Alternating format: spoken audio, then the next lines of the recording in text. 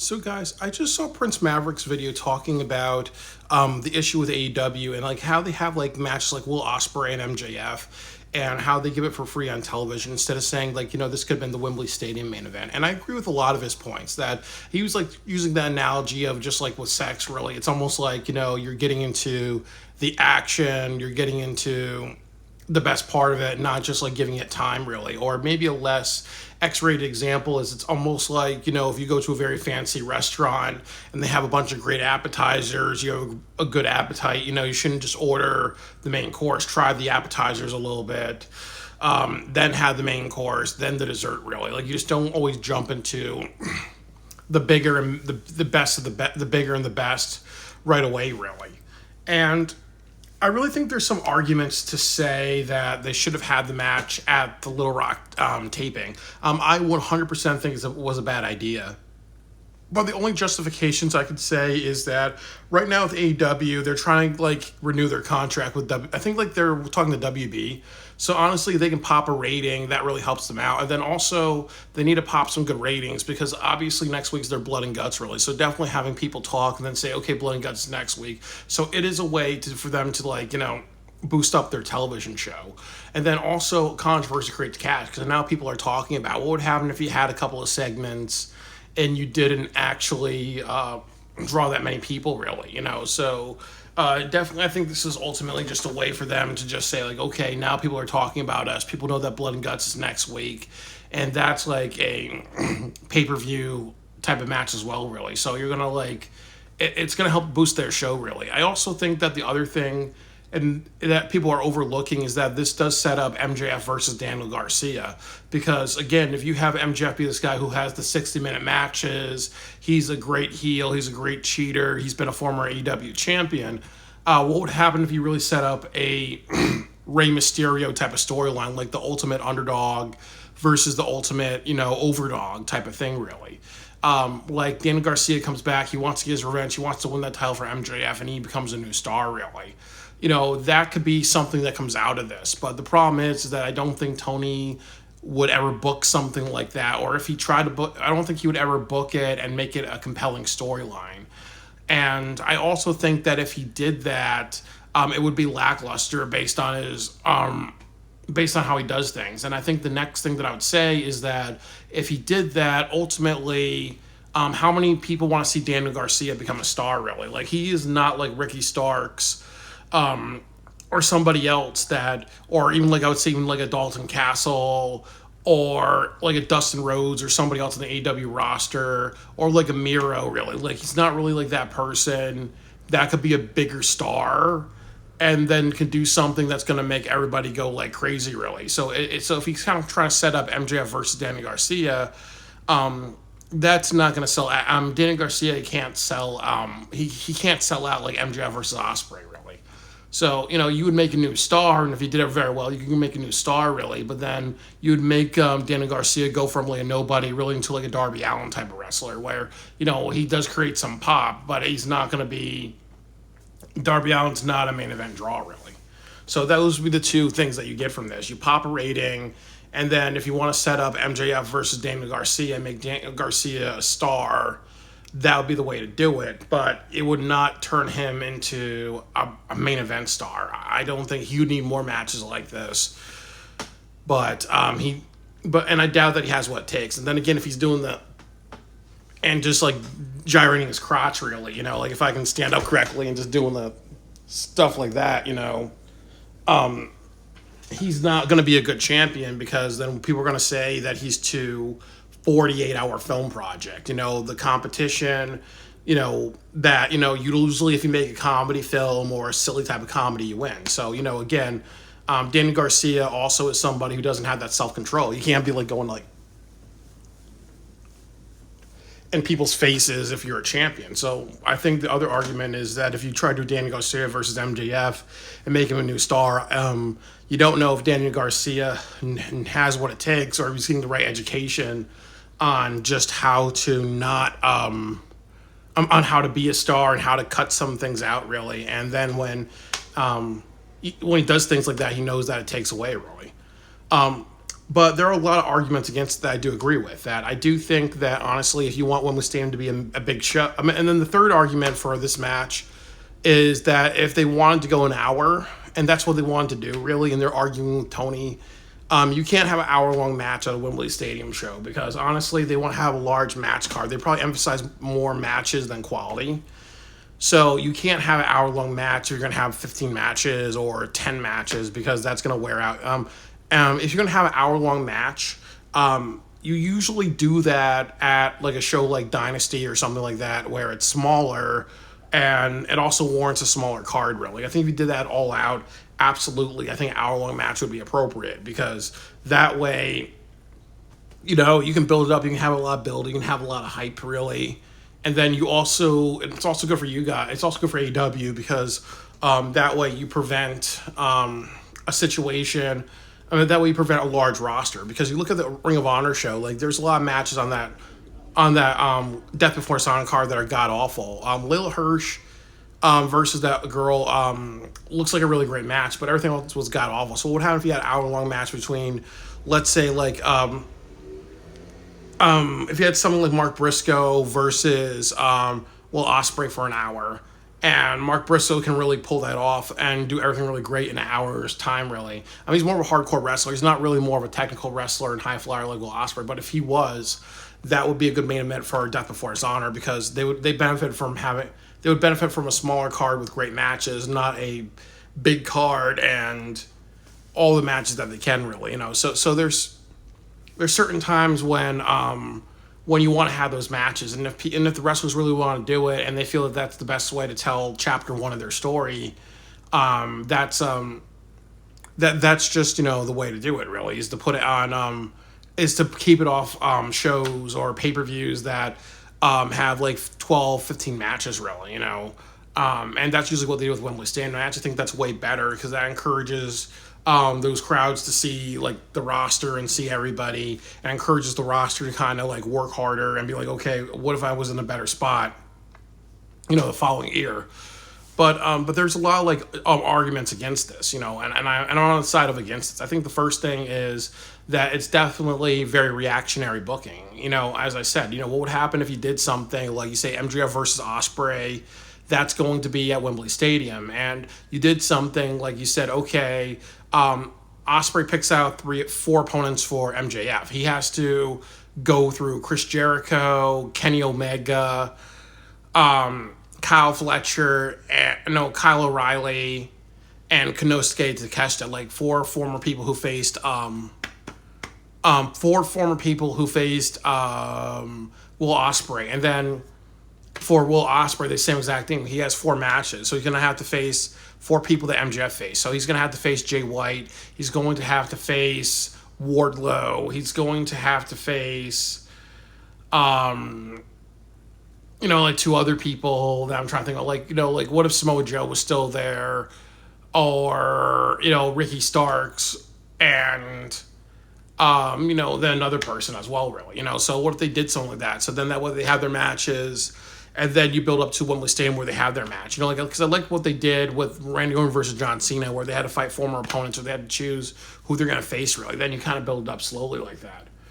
I also will say that, and this is not a good reason, but the only other good reason for them to have that match at Little Rock was to make Swerve and Bryan Danielson the main event. Because obviously anybody could say MJF versus Ospreay, that should be the main event at Wembley, but again, you're doing that something where you're undercutting your world champion, but that's not a good thing.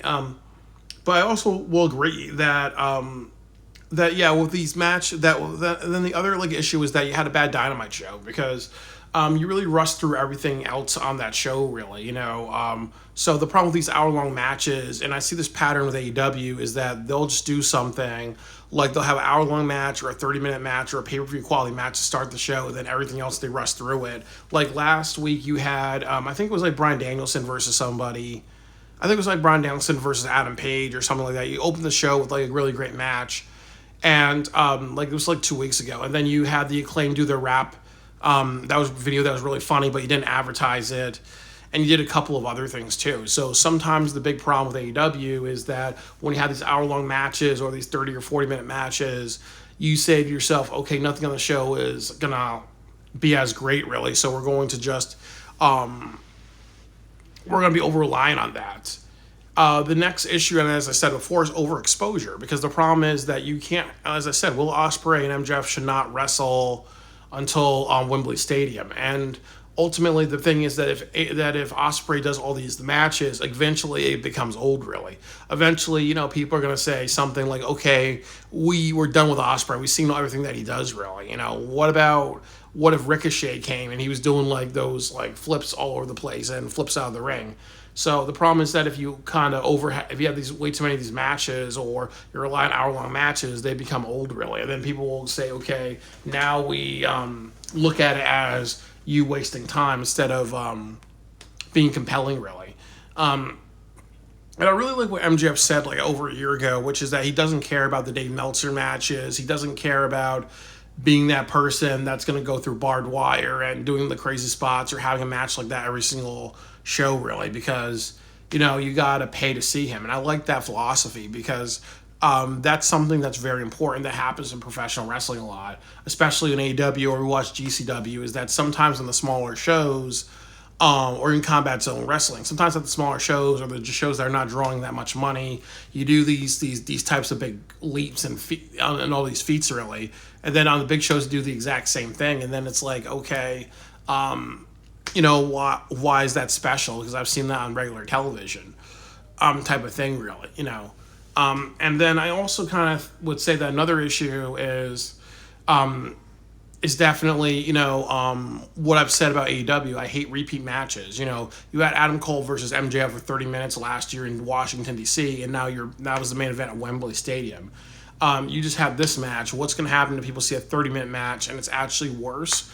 Or what happens if the match is actually better? People will be like, okay, that's just a little repetitive. So that doesn't make a good show when you're saying, like, okay, we've already seen this, now we're seeing it again.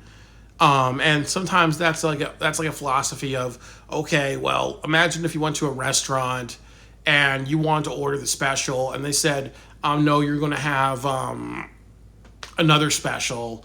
I mean, like the second special, and then they gave you the second special, and then you come into the restaurant another day, and then the second special is actually what their what the main special is. You kind of get what I'm saying, there are some restaurants that do like a daily special. So if like today's Monday, so what would happen if they gave me the weekend special instead, and then and then I want to go there on the weekend, and then they say, okay, all we have is the weekend special. I may be like, why am I enjoying this good meal twice, really? I've already had it, really, so it doesn't become that special, and then people will say, okay, then it just lacks originality. And then also, I think as people say that, it just provides more arguments about having more pay-per-views. I really think that, as I said, that you could have easily had a Blood and Guts pay-per-view. You could have taken some matches from ROH, like Layla Hirsch versus her opponent, and had the Texas Death match. You could have had the Blood and Guts match. You could have even opened that with MJF versus Will Ospreay, or you could have saved that for Wembley Stadium. But there's so much that they could have easily done to actually just, take a couple of matches right now and then just make maybe make like a Texas pay-per-view and then set it up as, okay. And then you're also doing Battle of the Belts. So what would happen if you're taking Battle of the Belts, the 250 show, the ROH Death Before Dishonor, and Blood and Guts, and you said, okay, we're going to take 3 to 4 of all of the best matches that we have on those cards, and we're actually going to make a card and have it at Blood and Guts, really, and have Blood and Guts pay-per-view. It really says that they should have Blood and Guts pay-per-view. A lot of people would want to see that. But no, you put that on free television, really, so there's definitely like a multitude of arguments, but ultimately I say the match is really good. I really enjoyed it, but I did feel it was too long. I think when it hit like 45 minutes, I was saying this shit needs to wrap up. And I was saying, like, I pray to God that MJF is going to win this, because you can't have a match like this, and they've done this before, where it ends in a draw, or it ends in or someone retaining a title, or even in this case, it ended with MJF winning by cheating, even though he did not get caught, so So the problem also with these matches is that it's a waste of time if a result doesn't happen really. I think that what you're seeing with Will Ospreay is ultimately he's learning that even though he's hurt people with the Tiger Driver, he has to use that. But he's done that in a couple of his matches really. So there has to be a point where he just says, or he just like, hey, he has to shit or get off the pot, get to the last chapter. Don't treat it like the anime Bleach where you go on a little too longer than you need to be really. So he needs to kind of get to that point, and then also too, you need to kind of decide what you want for Wembley Stadium. Do you want Will Ospreay versus somebody else really? What if you do Ospreay versus Claudio Castagnoli, or Ospreay versus Pac, or Ospreay versus Takeshita for the Continental title, or do you want to have MJF versus Ospreay too, or do you want to have MJF versus Daniel Garcia, really, and as I said, the big money match would be Ospreay versus MJF 1. You should have had that at Wembley Stadium, really. But as I said, with AEW, I can kind of say, you've got so much attention on you for this match, so it was good marketing, and then people are talking about how great it was.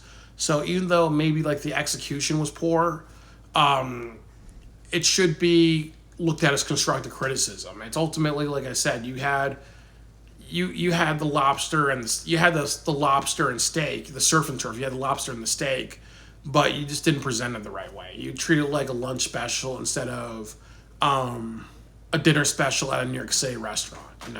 So there's definitely lessons for Tony Khan to think about his presentation, and then to also learn methods on how to make things slow burns. Like I said, I think you could have easily done something like 4 former MJF opponents Ospreay has to take on, 4 former Will Ospreay opponents that MJF has to take on, 4 former former MJF opponents that Ospreay has to take on, and then you have a match, and then maybe the week before the Wembley Stadium show, you kind of have like a heel tag team versus you have like maybe Luchasaurus and Christian Cage versus Will Ospreay and MJF, and then you kind of end it with that really. And then they had the match at Wembley Stadium, and so that would be kind of the best thing to do, or even like the Young Bucks. That would be the best thing to do, because then you kind of build up animosity and everything like that. And then you have, and in this hypothetical, then you have MJF versus Ospreay. You have MJF win and actually get his title, and then at All Out you do MJF versus Daniel Garcia. That's how I would have booked it really. So I do think that, as I said, the execution needs to be a lot better when they have these matches. But the matches are great. This was a really great match, but definitely there was a way to bank it, So as I said, it's nothing but constructive criticism for Tony Khan.